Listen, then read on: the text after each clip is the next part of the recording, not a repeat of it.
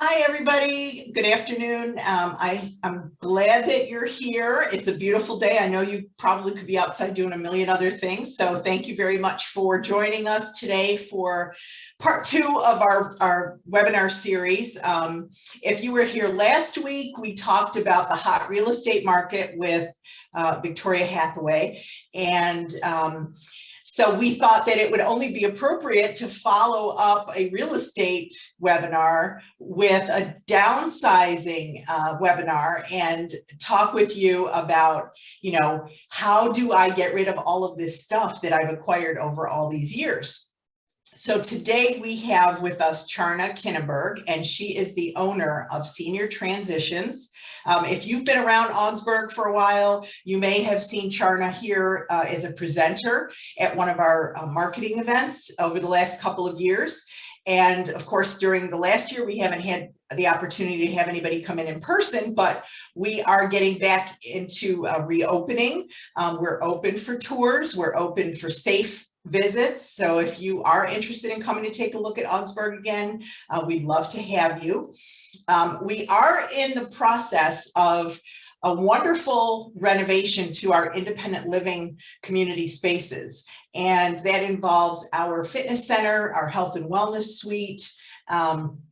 We're redoing our cafe, and it is being expanded and will be a bistro that is open all day. And we are expanding the front of building 11, which will be bumped out and include a concierge area as well as a lounge area. And that is all scheduled to open up hopefully in late September.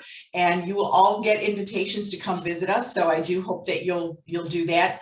And before we get started, I just wanted to touch on 2 things. This webinar is being recorded. So if for some reason you can't stay on, you will get a copy of it from Adrienne probably tomorrow, and you can share it with anybody and watch it as many times as you like. It's also available on our YouTube channel, so you can watch this video as well as previously recorded webinars. So anytime it's a rainy day and you want to kind of scroll through YouTube and find out what we've done last year, all of our webinars are there. And there's lots of great information for you. So I hope you'll take a chance and look at that. And remember to please send us your questions today. As Charna is presenting, we're here to answer. She's here to answer for you. Adrienne and I are here for moral support and to share our own little experiences with the process of decluttering that we've had personally and that we go through with residents who are moving to Augsburg. So send your questions as you think of them. So let me introduce to you Charna, and she's going to give you a brief introduction, and then she will start her presentation by sharing her screen and sharing a PowerPoint presentation that she's prepared for you. So Charna, are you there? Okay, we need you to, there you go. Okay. Hey, I'm here. All right, great. So welcome, Charna. Thank you for spending this hour with us. And I know you're going to share a lot of great tips with us. I thought just before we get started, that you could tell people a little bit about Senior Transitions and what you do so that they have a clear understanding of the kind of service that you provide. I can do that. So Senior Transitions, first of all, we've been in business for 19 years. And what a move manager does, whether it's me or some other move manager, is we will help coordinate and manage the details of the move. So most move managers are not movers. We do all the stuff that surround the move. So we will pack, we'll unpack, we'll do floor plans, we get rid of things that people don't need. It's all that wonderful stuff. We'll help sort. It's all that wonderful stuff that usually slams the brakes on for people to move. So there's a perfect fit for everybody, but not everybody's a perfect fit. So there's lots of move managers out there. When I started, there were only 3 in Maryland, and now we've got quite a few. It's a really helpful service, and we encourage anybody who is thinking of moving to Augsburg to really look at working with Charna, because the service that she provides it takes so much stress off of the person moving and the family members who are not, everybody's got their life now. And, we have people that move in and they've used Charna and they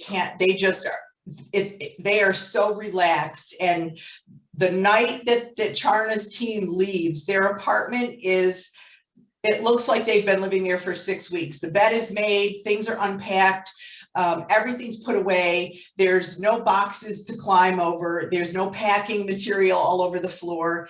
And every single person that works with Charna just loves the service and the professionalism. So if you're thinking about moving, if you are thinking about just starting to declutter, that's another process, that Charna's team can help you with. So I saw that Vic was trying to log on here. She may rejoin us at some point. And for the audience to know, Charna and Victoria Hathaway work almost like a team, if you will, with Augsburg's residents. You've got the real estate component, and then you've got that professional move company. So if you see Vic pop on, she was here last week. For those of you who weren't here and participated in her real estate webinar last week, that's on our YouTube channel, so you can watch that there. So now we know this is a hot real estate market, and houses are selling in days. People don't have to worry about months and months of sitting on the market anymore. And so if you've sold your house really fast and you've got to get to a community like Augsburg, Charna is going to tell us how to get through those steps to get you here. This webinar could easily just been called not just Yikes, I've sold my house. It's Yikes, I need to get ready to sell my house, or I want to get, downsize some of my stuff. So you can use it either way. And hopefully you'll get a lot of good information today. I know Charna has lots of experience to share. So I'm going to let her get started and she can begin, whenever she's ready. Okay, I'm going to go through the marvels of sharing screens. And all righty, hang on for just a second, folks. I've got to find this. Here we go. All right. So, Suzanne, can you see that? Yes. Okay, and I'm going to minimize you so I can see the whole thing. Yep. So yeah, the topic is I've sold my house and now what do I do? And I've got to tell you that we're in the middle of moving season. So we're getting phone calls on Tuesday and they say, well, I sold my house and can I move next Thursday? Please don't do that. Sometimes we can deal with it, but I sometimes get ulcers from it. Anyway, if you sold your house, the very first thing I would say to you is celebrate and breathe, calm down. Generally, if you've got a signed contract, and Vic will be able to confirm this, you generally have 30 to 45 days from the time you have that contract until it closes. So calm down, take a minute, celebrate, rejoice, you've done it. When you're doing that, I want you to kind of look around your home and say, what's my lifestyle going to be like when I'm moving? Where am I going to move to? Hopefully you've got that identified. And think about the parts of your home you're currently using and what your life is like and how it's going to change a bit. Anytime we move, we sort of change. There's a reason. The first thing I want you to think about is doing a floor plan for your new home. Get the generic floor plan from the community. Every community I work with has a generic of various different plans. So get the generic one. I tell people to go measure the actual unit. I was asked this just yesterday when I was talking with somebody, why do we have to measure a unit if we have the one that the community gives us? It's because anytime there's a build, it's a little bit different. Sometimes it's bigger and sometimes it's smaller. So if you've got a wall that is 3 feet and you have a piece of furniture that's 2.5 feet, that works. But if you have a wall that's 3 feet and the piece of furniture is 3.5 feet, it's not going to work. So you want to find out exactly how big the wall is. And you also want to find out where the different outlets are.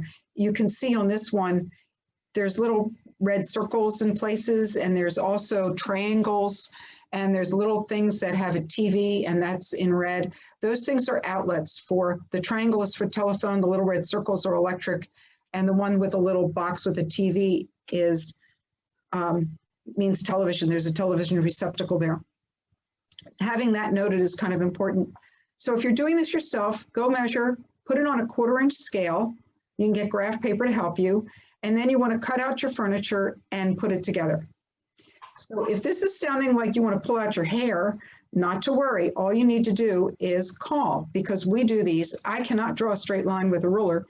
However, I can run some software to be able to do this. So we would actually go to the community first and do the measurements. Then we come to your home. We create a wish list. When we're walking around, we look around at your furniture and see what it's being used for. But more importantly, we keep it in mind for what it could be used for. It might not be the original purpose, but it might be something that will solve a problem that you might have. We use the floor plan as a guide for the move. We label everything according to the floor plan, and we also give the floor plan to the movers as well as a box estimate, and that will become your quote from the movers for how much it's going to cost to get things moved. So Charna, can I ask you a question about that floor plan? Oh yeah. Everything's numbered, like the table is number 1, the chairs are number 2. What is that for? That corresponds to a key, and the key has the dimensions of each piece of furniture, the width and the depth. Perfect. And again, we use that. So if, for example, if number 12, which are side tables in the living room, if that has something on it, we're going to label the box indicating that number 12, either the right or the left one, is where the things were. We do the same thing for, there's a sofa table behind the sofa. We'll indicate what things were on the sofa table so that when we're unpacking, we can put things back to where they belong. Okay? Perfect. Hey, Charna, there was a question asked in the Q&A. It says, is there an organization of this type of service for someone moving from over 1,000 miles from Augsburg? You just give me a call and I'll get you somebody. One of the advantages of I'm one of the founders of the National Association, and one of the advantages, I've met a lot of the members.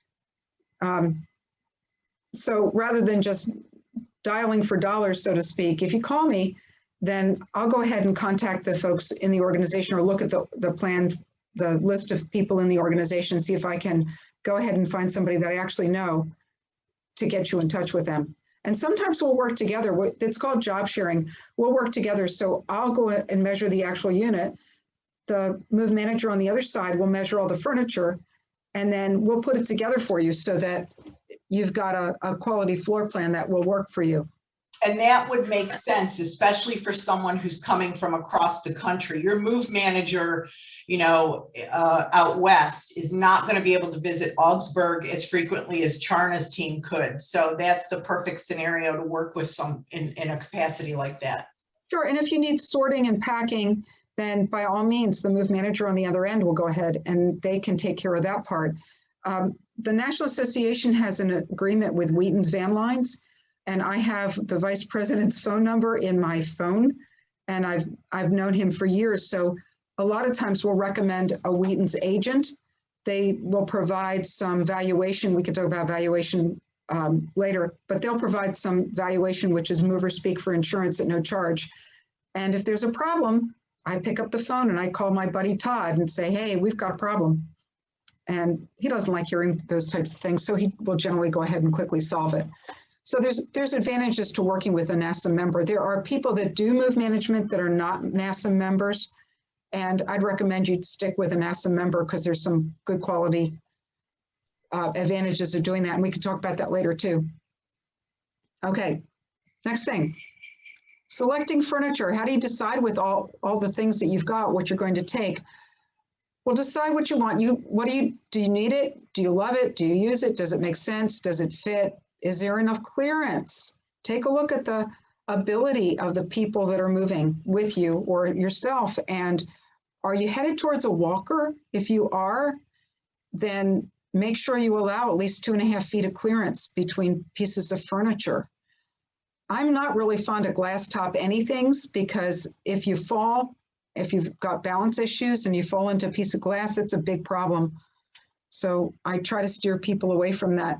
A general rule of thumb is furnish your home for 360 days, not 5. A lot of times we walk in and we'll see some really lovely furniture in the living room.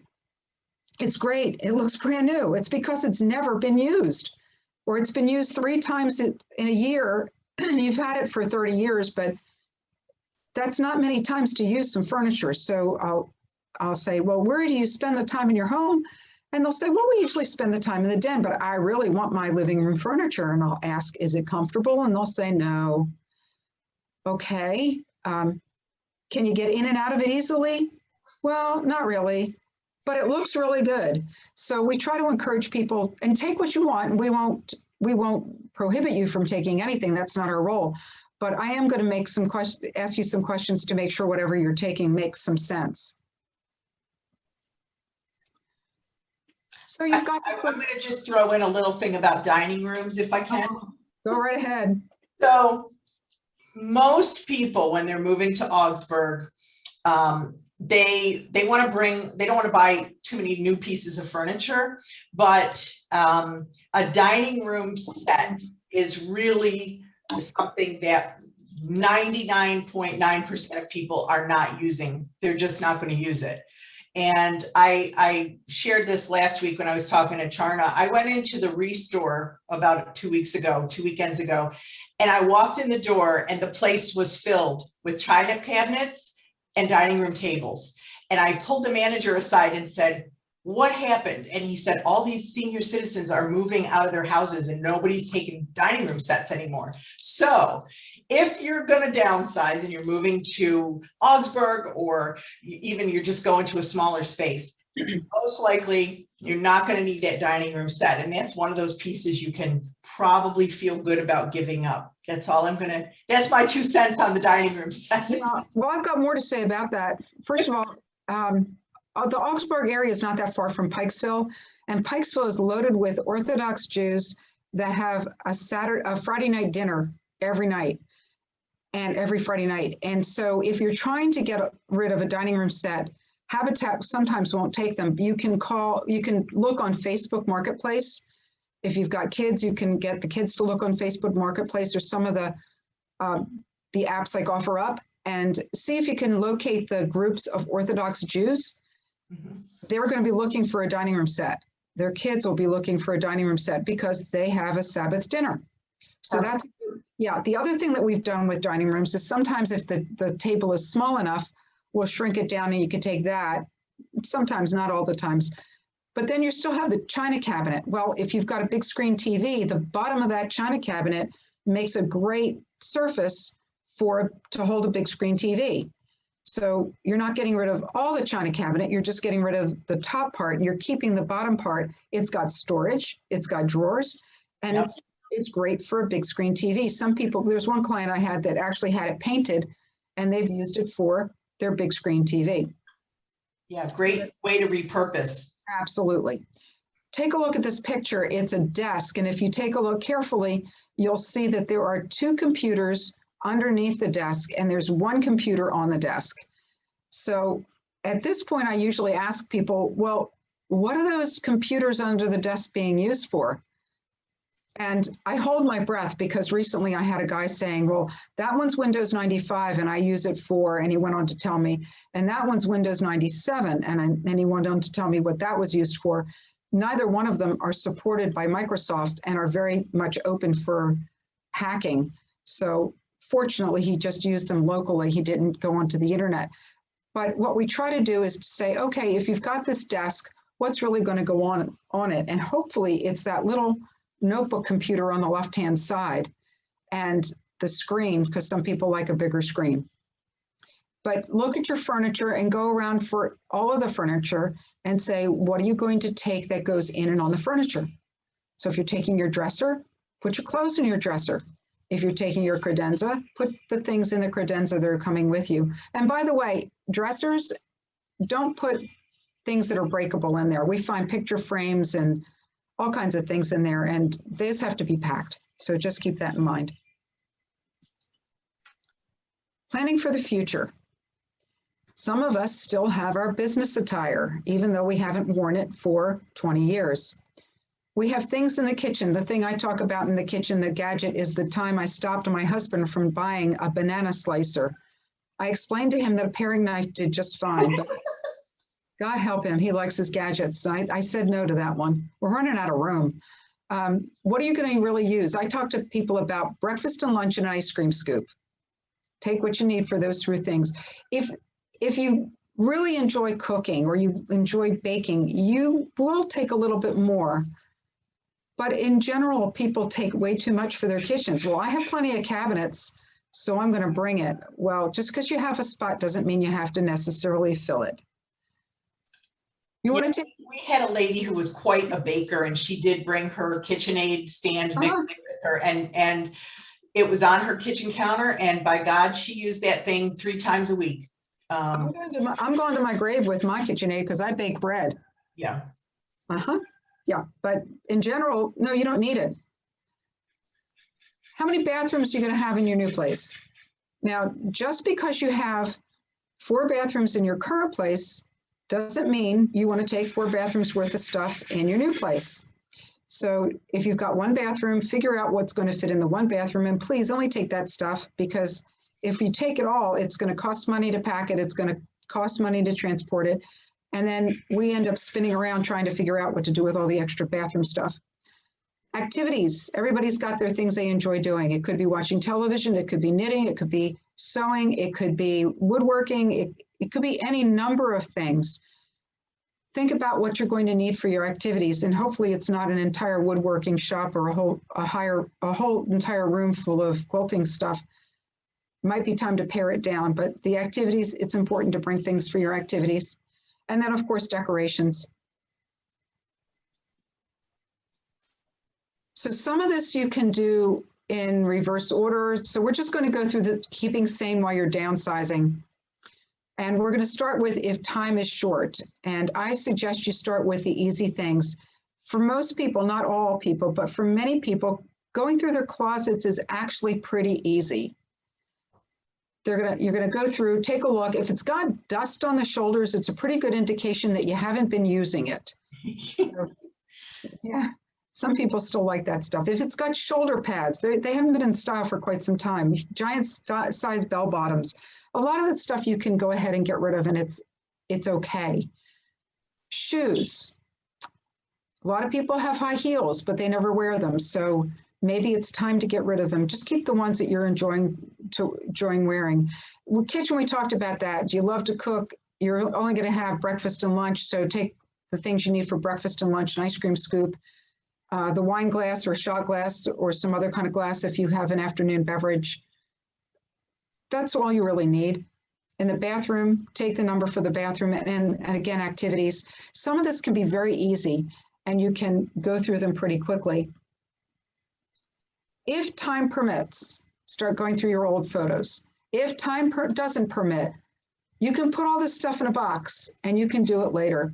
But there's some things that are pretty easy for people to do. If something's blurry, if you can't figure out what it is, go ahead and throw it away. I give you permission. If you don't have any clue who the people are, you can throw those away too. Now, if you know who the people are, make sure you document that, because the next group of people coming along probably won't know who they are. If you've got duplicates, triplicates, quadruplicates, you can cut down on that as well. The scenic shots. I traveled through the Loire Valley looking at castles when I was 16 years old. I have no clue which one is the Cinderella castle and which one is the Snow White castle and which one is the other. I have no clue. I threw them all away, because if I really want to know what castle is what and take a look at them, the internet is a great place to look. Yes, and that's been a great tool that wasn't around, No. in more than 25 years ago now. We'll leave it that way. That's fine. I'll go with that. You can put them in a nice organized books or put them in an album. There's actually photo organizers that we can refer to you to if you really want to get into this. But if that's if time permits, it's kind of a fun thing to do on a rainy day.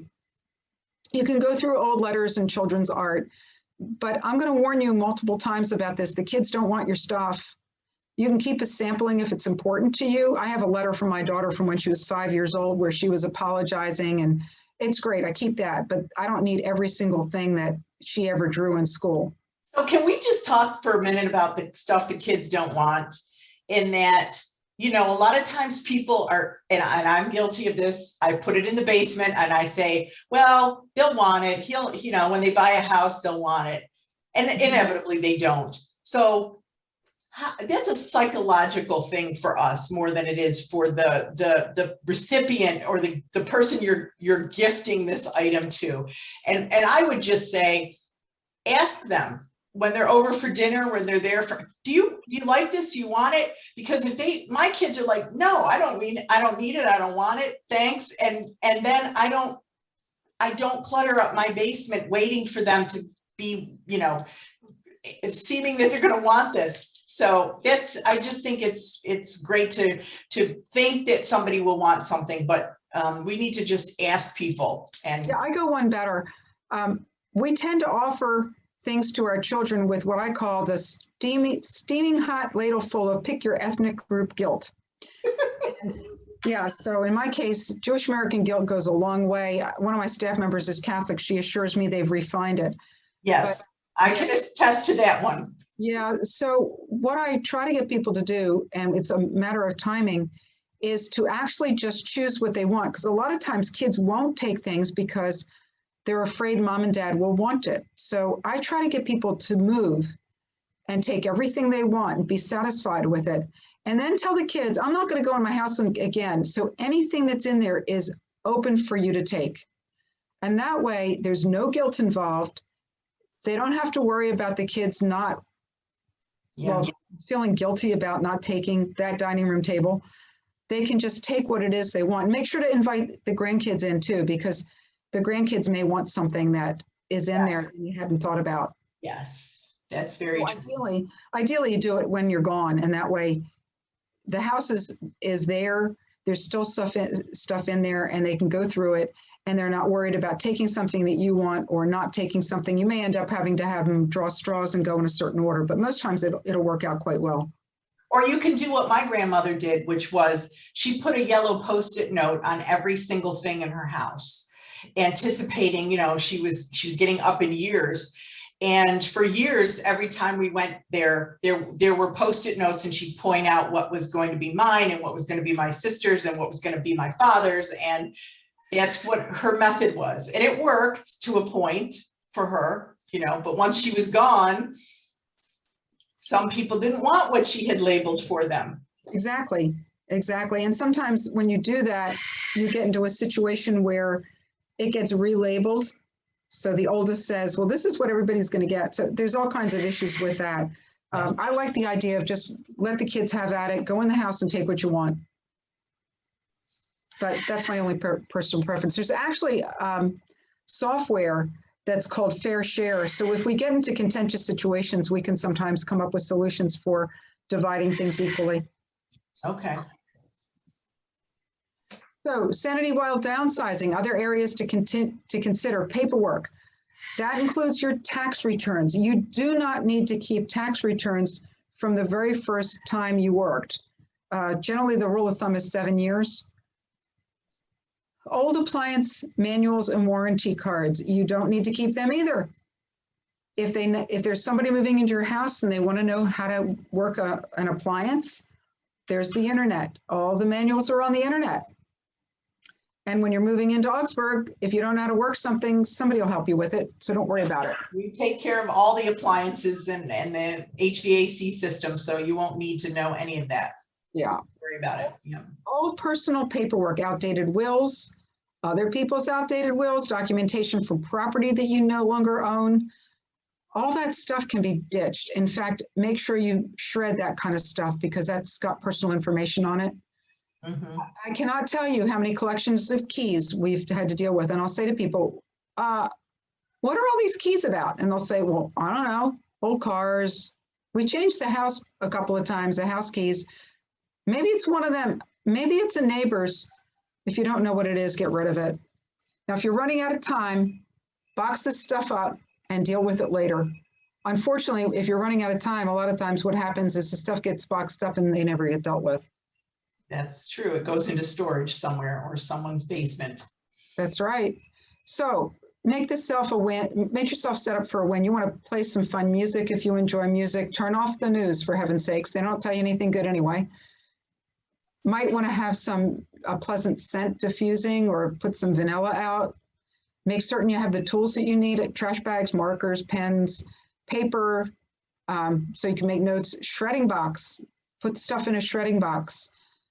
Pick a pleasant location to work. It's probably not the best time in the year to work in an attic. Set a timer so you don't spend 9 hours working on this, maybe a half an hour a day, 15 minutes at a time. And set realistic goals. If you have a lot to go through, you're not going to accomplish it in a day. Is there a good place to start that's better than others? Like if I have time and I'm moving, I still have time. I know I'm a year to 2 years before I'm ready to sell my house. What areas should I focus on? I would focus on the area because I'm not able to get started. So what would get me started? Set yourself up for a win. And usually the wins are going to come in the place of clothing, but some people find that very difficult. So clothing or paperwork, they're not, you tell people to pick things that they're not emotionally involved with. And sometimes all the old paperwork that we keep for taxes and the old stuff that we just haven't gotten around to throwing out, that stuff doesn't have a lot of emotion tied to it. So if you can straighten up your paperwork, then that sometimes is a win. If you have difficulty with that, if you call myself or another move manager, we'll work with you and help you develop a system for going through that paperwork. But that's usually, one of those two areas is usually a good win. And the main thing is to find some category that you're working with that's going to be a big win. So it varies from person to person. Some people like to go through their clothing. Some people like to go through decorations. Some people like to go through paperwork. It's whatever doesn't spark a lot of emotion and is going to make it easy and fast for you. Okay. At the end of your project, take the trash out. Call the shredding company. If you've got a lot of shredding, or if it's piling up, there are shredding companies that will come to your door and shred right there. And it's not terribly expensive. I think it's about $150 for 15 banker boxes, and that's a lot of stuff. So, and there's a lot of banks have community shred days, especially in the summer or in the spring and summer. So those are free to you. So I keep a box going all year long, and whenever I see that there's going to be one of those community shred days at a bank, it's ready to go. Mm-hmm. It's just easy that way. So at the end of the day, you want to clean things up, you want to put away your tools and enjoy a sense of accomplishment. You can check one area off your list. So what about the rest of the stuff? And we talked about this briefly. What do you do with it? And I would say, first of all, again, be kind to your loved ones. They often today don't want very much. My daughter lives in a den in Washington, D.C. It's a small room it has a bed, it has a desk, and it has a very small dresser. And she's fine with that. She doesn't need a lot. They're minimalists. They want to travel. We want to offer things to them, but we don't want to force things. And just because it's important to you doesn't mean it's important to anyone else. So keep that in mind. You want to concentrate on the remainder. Concentrating on the remainder will keep you from completing what needs to be done. So if you're thinking about, what am I going to do with the dining room table? What am I going to do with the extra bed? What am I going to do? And you keep on going. And if we can take care of that for you, there's all kinds of ways to get rid of this stuff. But we can't necessarily make the decisions for you about what's important for you to keep. So I want you to focus on the future and what it is you do want to keep. And then you can turn to us and say, okay, I've got all this identified. What do I do with the rest? There's a couple different kinds of value that you have to keep in mind. There's an emotional value and a financial value, and they're very, very different. So an emotional value, this is my grandmother's candy dish, and it means a whole lot to me. Generally, I can tell you a story behind anything that's emotionally of value to me. For example, with this one, when I was with my grandmother, I was always hunting for chocolate. So I would go into the candy dish, and it was at her house all the time, no matter where she lived. And I always looked for chocolate. What I got was hard candy and a bit of a disappointment, but I was at grandmom's, so that's what was really important. So if there's something that's of emotional value and we're working with somebody with it, we're going to get a story. And that's how we know that it's emotionally charged. On the other hand, if it's of financial value, it may or may not spark emotion. But these are things that there's a value in, and that the market is definitely interested in it. They may vary from market to market. So Bel Air is going to be different than Baltimore. Baltimore is going to be different than DC. It's going to be different if you're urban versus rural.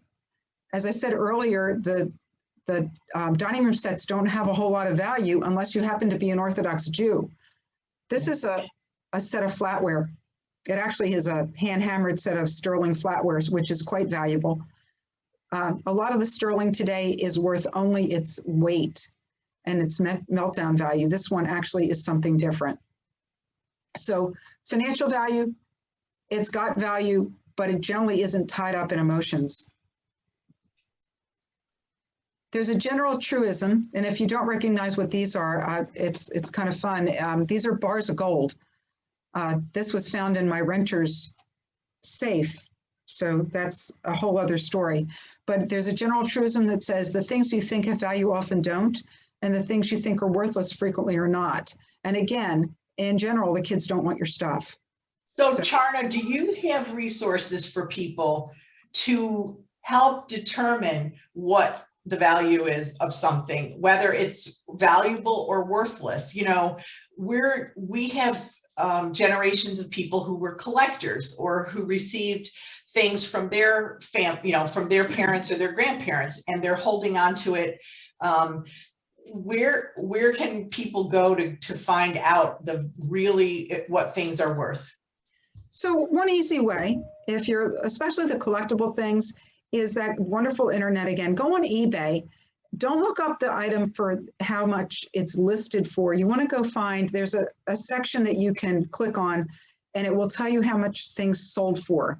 I think it's under the other when you're looking for sort features. And then you want to look for the item and see how much it's sold for. And make sure you look at the date it's sold, because things vary by date. So that's one way. I work with a clean out guy, and he can tell me in any given day what seems to be of market value today. So, but there's some other ways you can do that. Let's go down a couple and we'll go back. Yep.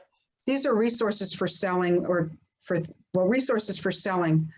And you can talk to the different people about what's happening. So consignment is not my favorite way. Consignment, you have to send it there, so there's a cost to transport, and then there's a split. It's usually a 60-40 split with you getting 60.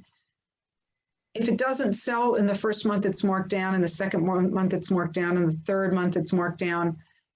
After that, you either have to come get it or you give it to the consignment shop. There's auctions. They can be done in person. They can be online.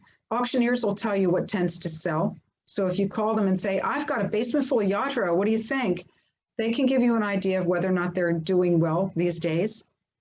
Estate sales, they also have a fee for setup. Most places won't do an estate sale, most companies, unless you have about $10,000 or $20,000 worth of items to be sold. So like an entire house. Yes. Generally. Yeah. Or it could be part of a house depending on what you have to sell. Okay. Marketplace, this is a Facebook group, and you can post things on Marketplace. The nice part about it is there's no charge for that. And the downside or the caution is remember to be safe about it. OfferUp is another app. I work with an estate clean out guy, and he's been doing this for probably 10, 12 years. He knows what the market's buying because he has things and he'll advertise them. He buys at retail, he buys at wholesale, sells at retail. So he can give me a pretty good idea of if something has value or not. We're going to go back up. Again, this is remembering that lifestyles have changed. Also remember that right now, as people, like you said, Suzanne, with the dining room table, there's a glut of things on the marketplace because people have come out of hibernation and they're starting to move. So we got a lot of stuff that's on the market, in the market right now. And I've noticed too, even with younger people who are, they've been working from home for a year and they've realized how cluttered their house is, and they're just like getting rid of stuff. It's just unbelievable.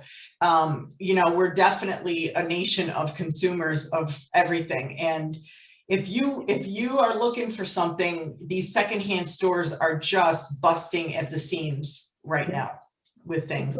The place in the Carolinas, it's called Replacements, that was taking China and Crystal, they're jammed. In many cases, they're not taking anymore because they are just jammed. There's a glut of Hummels flitting around. And also remember the lifestyle of the kids.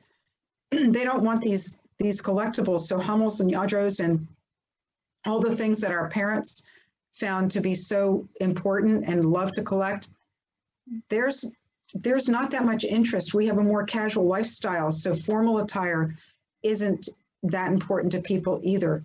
So please don't be disappointed when you're not getting the money that you thought you would get. Furs is another thing, although sometimes you can get them sold to Russia. Okay.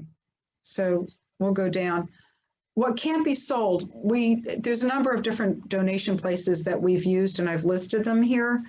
Make sure that you allow enough time for people to come get stuff. One of the mistakes is calling them now and expecting them to come by Friday. Well, that doesn't happen. We're finding, we work here with Lutheran Mission Society. So if a resident passes away and their family wants to donate, and they're working 6 weeks out now to pick up things. It's of course that busy. So it is one of those situations where you really do have to plan as much as you can. There's Junkmen, Bumble Junk, that's a local company in Maryland. 800 Got Junk, that's actually a Canadian-based company. College Hunks Hauling Junk, there's 110 different junk companies. I like these three. They do a good job. They'll come, they'll get things cleaned out. But again, make sure you allow sufficient time. Keep in mind, there can be a lot to do, and this is a marathon, not a sprint. You don't want to wait till the last minute. This is really important, the last point. If you're a couple, you might want to divide things into yours, mine, and ours, and sort accordingly. My husband's idea of cleaning something out is getting a dumpster and dumping my stuff out. Well, that's not really popular with me. I tell him, you take your stuff and I'll take my stuff, and someplace we'll meet in the middle. So that's kind of important. You have to respect each other's desires.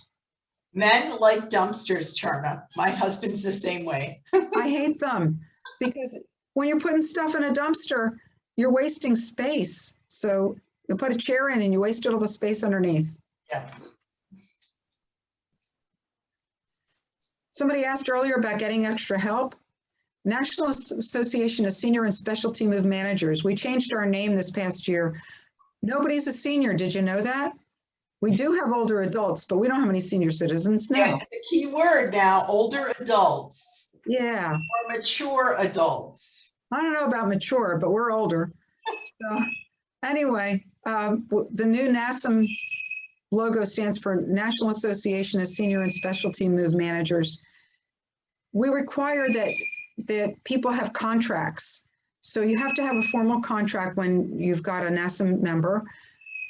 And membership also requires that you go through some basic education, primarily about ethics. You have to adhere to a code of ethics, and you have to have insurance. You have to have liability insurance. You have to have the correct insurance, workman's comp.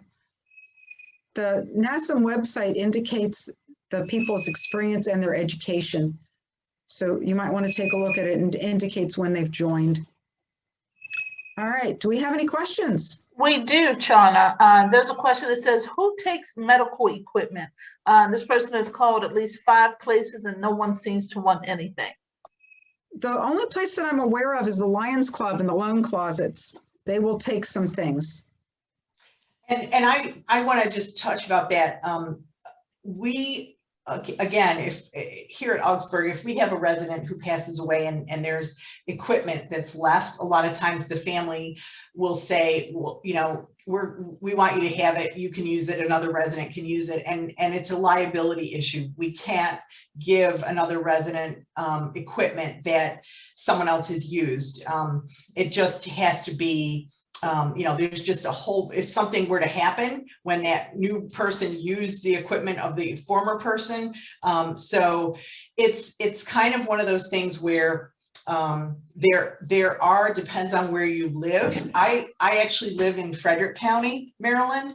And in Frederick County, we used to have this, they called it a closet, but it was one of those places where you could donate a walker, a cane, and if you needed one temporarily, you could get it on loan. And it might even be through the Lions Club. I'm not sure, but I know that it's very popular. So most of the counties have that. It's called the loan closet. Is that what it is? Okay, good. Yeah, and it's through the Lions Club. Okay. So one thing I wanted to just touch on a little bit, Charna, is the length of time that this can take. I talk to so many people who are just completely overwhelmed at the process and the thought of doing all of this. And the reality is that this could be done in 4 to 6 weeks. Yeah. And so, you know, the way the housing market is right now, if you are able to move to Augsburg first, and then, you know, get everything that you want here, and then, you know, Charna's team takes care of the rest that's left behind, and then you sell your house, that's one way to do it. But if you have sold your house, you can be here in 4 to 6 weeks. And so Charna, how does that process, what is the steps involved to getting through that period of time? So floor plan first. So that tells us what furniture you're going to take. And we also measure closets. So if we measure the closets and we find out you've got 15 feet of closet space, and we go to your home and you've got 25 feet of closet space, we're going to map out 15 feet. And we're going to say, okay, we got to get it down to 15 feet because we know you can't fit 10 pounds of stuff into a 2-pound bag. Then we look, since we know what furniture you're going to take, because we've done that with the floor plan, and we know the closet space, then we can start talking about the kitchen and bathrooms, and we can talk about the paperwork, and we can talk about the decorations, and we can get that identified. When we do that, which we can do in a few sorting visits, you're ready. You're ready. Yeah, it doesn't. So if you come in for a couple of visits, and then are we assuming that after those first initial visits where you've made all these plans and you've got a floor plan, that the resident is then doing some of the work in the middle of this time, and then when it's moving day at Augsburg that week, we're all in communication about, you know, the day you're going to pack, the day the truck's going to come, and that whole process. Yeah, now, and sometimes it works out great like that, and sometimes we do go into some places where Martha Stewart does not live, or the people have extensive collections, and again, it's more important to figure out, let's get you to Augsburg, and then we'll deal with the rest. We dealt with, Vic and I dealt with one of these not too long ago, where we actually had to get the man some furniture because he didn't have what he needed, and we can pull it off. It's just a matter of getting the cooperation from the individual that's in transition and having them accept that they're not going to take 100% of the stuff that they have in their house. Yeah. Yeah. And I think, you know, I really like to reiterate to people that although it sounds overwhelming to you because you've lived in this house for 30, 40, 50 years, you're working with a team of professionals who do this every day, and they They know the ins and outs of each step of this process. And because they do it every day, it doesn't matter if you haven't moved in 50 years, they know what is going to happen. Yeah. And we work, Adrienne is our move-in coordinator here, and she works very closely with the new resident and with Charna's team to make sure that that whole process is as seamless and smooth as it can be. So if you're thinking, and I know if you're here today, you are thinking that you need to do something or you wouldn't be here, whether you're thinking you got to clean out the closets and at least get started, or you're in your mind thinking, you know what, the market is hot. I'm never going to make more money than I would right now if I sold my house. This is a great time to go. Communities are opening up and people are feeling safer. Our vaccination rate here at Augsburg is very high. And I'm seeing more people now ready to move. They're eager. They want to, they know they don't want to be in this home any longer. So it's a great time to make that move. So before we wrap up today, any other questions from anybody in the audience? And I don't have anything at this moment. okay. So because we like to have fun and we like to give thank you for coming. Charna actually has a great door prize, and I'm going to let Charna tell you what that is. Well, I know so many people that have been stuck at home. They want to move to a community, and Augsburg is a fabulous community. I love working there. So what I'm going to tell you is if you've decided in the next week that you're going to move to Augsburg and you put a deposit down, I'll do a free floor plan. So that's your first step. Yes. So, yeah. So anybody that's on the webinar, if you sign up, we'll do the floor plan for you. It won't cost you anything. So you have through next Wednesday night, which is June 30th. And it's really, it's a great time to come. We have a variety of apartments that are available. We have renovated a lot of these apartments, so they're brand new. We're still working on some that we're getting ready, and we've got this wonderful renovation project going on in the common spaces. So think about that for Charna. And I have a door prize as well. It's actually a gift for everybody that came today, because I know that you're all going to need this.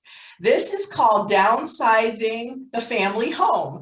And it is a very popular book. The lady that wrote it is Marnie Jameson, and I believe she's got another new book coming out soon. But Charna actually recommended this book.